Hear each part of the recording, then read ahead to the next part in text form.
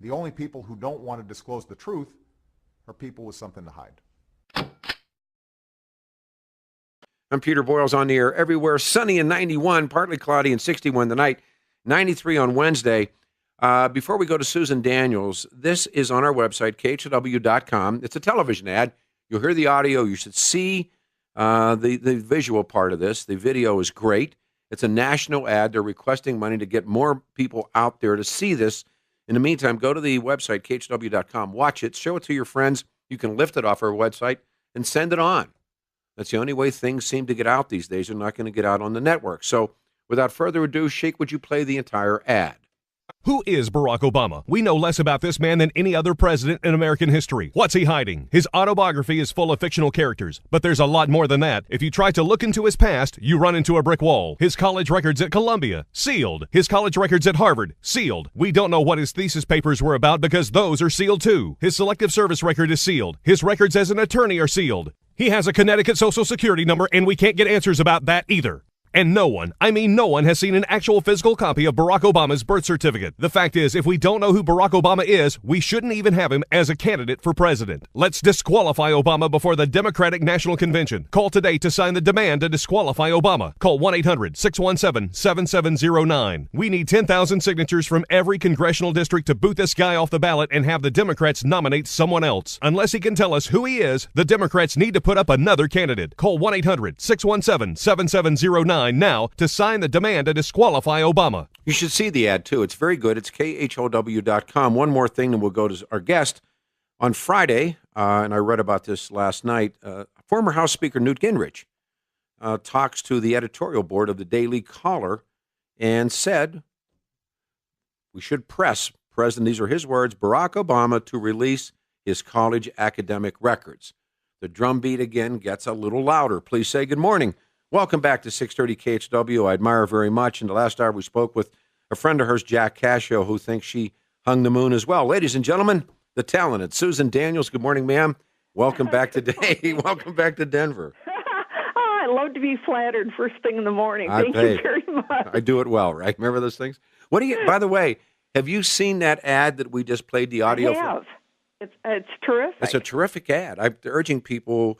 You know, you can lift things right off of a website. You can have it and just, take it from us and multiply it by 100 times and send it to your friends and tell them to multiply it by 100. Oh, yeah, that's exactly what I did. Yeah, no, it's what you have to do because, like I said, we were talking with Jack Cascio, who has done the work about how now Obama's books on tape, where he actually reads, quote, his own book, Dreams of My Father, they've now edited out or censored anything to do with Frank Marshall Davis. Yep. And so it's Orwellian as hell.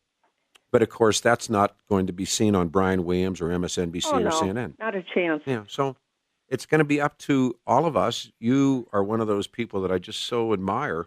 Oh, thank you. And Jack and, and Jerry and that whole group of people that have done this hard work. So by the way, you've been with us many times, but for the folks that don't know, do a quick bio. I'm a licensed private investigator in Ohio and have had my own agency since 1995. I came across, Barack Obama's fraudulent Social Security number 3 years ago, and I've done a ton of research regarding it, and have been trying to get the information out for that long. And fortunately now, because of people like Jack Cascio, who has written about it, people are starting to find out that I knew what I was talking about 3 years ago. How is it possible that this guy could have a Connecticut SSN, and how long has he been using that number? He's been using that number since 1986, which would have made him 25 years old. But the number was actually issued to somebody in March of 1977.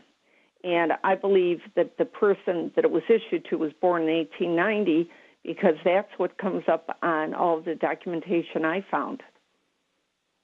And yet, right? And yet, no one raises an eyebrow. Why? No, because he's the golden boy. What do you make of Gingrich on Friday saying that we should press President. Now, I mean, I took it as a major up, but press Barack Obama to release his college academic records. Now, Well, at this point, I mean, who actually thinks that they couldn't have gone in there and done anything they wanted with the college records? no, you're right. You know, I think that's, I think it's disingenuous. You know, if you want to ask her something, ask why he's using a Connecticut Social Security No, you're number. right. You're right, because at this point, there's been more than enough time. But even something as the long form birth certificate on a PDF file, Yeah. there's no question that was screwed with. Oh, absolutely. But in the meantime, they're not able to get anybody to do anything about it. Yeah. Then again, and your answer always is then again. What I mean, it's the emperor's new clothes. Right. Right. The emperor's naked, and nobody wants to admit it. Why is that? Well, because it's frightening to people to think about how big of a conspiracy had to take place for all this to happen. People don't want to think about that because, you know, it's very disturbing. But that's the reality of it. I mean, there are thousands of people that had to be complicit in this. Oh, absolutely. Well, or is it even, you know, Benjamin Franklin's great line, 3 can keep a secret if 2 of them are dead. Right. This guy, like I said, if you go down a list of things, and that television ad kind of it's at first blush. Oh, yeah. But when you really, I mean, the so-called discernibles in his book, Dreams from My Father, which Cascio believes he didn't even write. Right. I love this thing where the man, they said, well, there's 38 discernible problems. There's lies, and that's only the ones that they'll admit. There's probably double that amount of lies. Oh. Well, what irritates me is when nobody calls lies lies. Yeah, discernible untruths. Yeah. You know, it's a lie. Thank you. You know? Remember Ron Ziegler, Richard Nixon's press secretary? He had that great line, what the president said was an untruth. That's one of my favorite moments. I don't remember that, but I love it. Yeah, it's an untruth. Yeah, that's politicians for you. And thank you very much. So, by the way, you know, not that you would know, or not that any of us would know, but Donald Trump has been kind of secretive and said he's working on a special project. Well, yeah. Yeah, okay. I believe it when I see it. Okay, me too. Yeah, I'm extremely skeptical of him. Yeah, you know, there's sometimes he's one of those guys that he's like 1 step forward, 2 steps back. Yeah. So where are you in the lawsuit and looking at at Obama, and what do you think is going to happen? If you could talk about that. Well, they filed last week a motion to dismiss, and this is very interesting. Although I'm told it really doesn't mean anything. In their motion to dismiss, it says the following allegations of fact appear in the complaint, in the complaint I filed. And then in parentheses, it says, and must, for purposes of this motion, be accepted as true. Okay, so they're stipulating that the following things for the purposes of the motion are true. That Barack Obama uses that number, that it was issued in March of 1977, that it was based upon the applicant's state of residence, and the Social Security numbers beginning with 0442 were reserved for residents of Connecticut, and that he was never in Connecticut in 1977. No, and neither was, even though Bill O'Reilly thought his father was. Yale's not in Connecticut. Right. Yeah. Oh, yeah, right. That your answer is great. I love it. Yeah, right. Yeah, that's true. But then, and so I started putting together a first draft to respond to this, and the following day I got from the court a letter saying a hearing date's been set to deal with the issue of the preliminary injunction I asked for. And that is set for September 4th. And that's good. That's really good news because the judge could have dismissed it based on their motion. And you think you're going to get heard finally? Somebody's going to get heard? Oh, yeah. Well, there's a hearing date set. But, you know, because I'm very skeptical for the following reasons. I've seen this happen in dozens of other lawsuits. Yeah, I have too. And, you know, I don't know.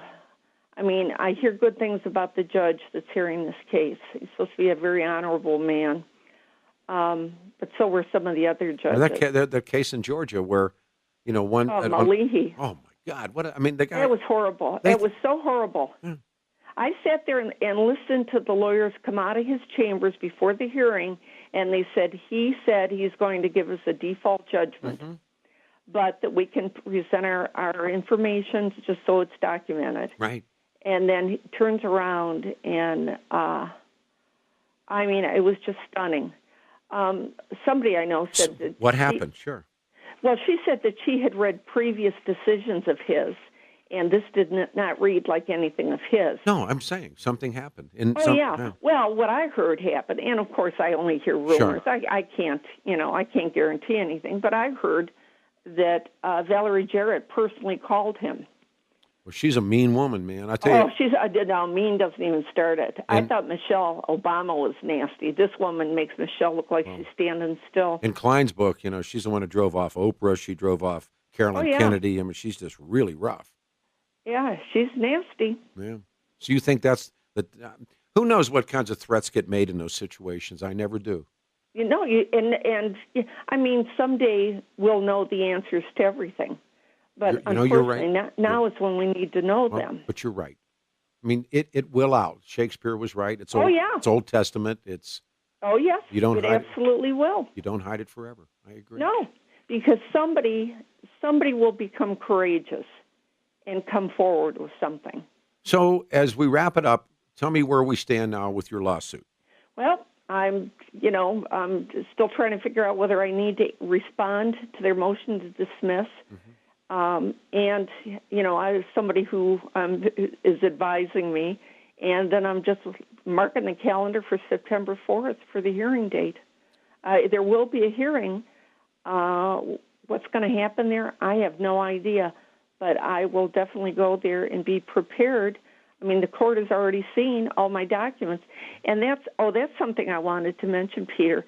I can give you and your listeners an email address where they can go to read the complaint. Well, we can do that when you and I are done. I'll put you on hold. That'd be great. And you talk to Greg, and then we'll link it up for you. Okay? Yeah, that'd be great because people really need to see what's in the complaint because it contains a table of contents of all the documents that I added to make it a 104-page filing. Okay.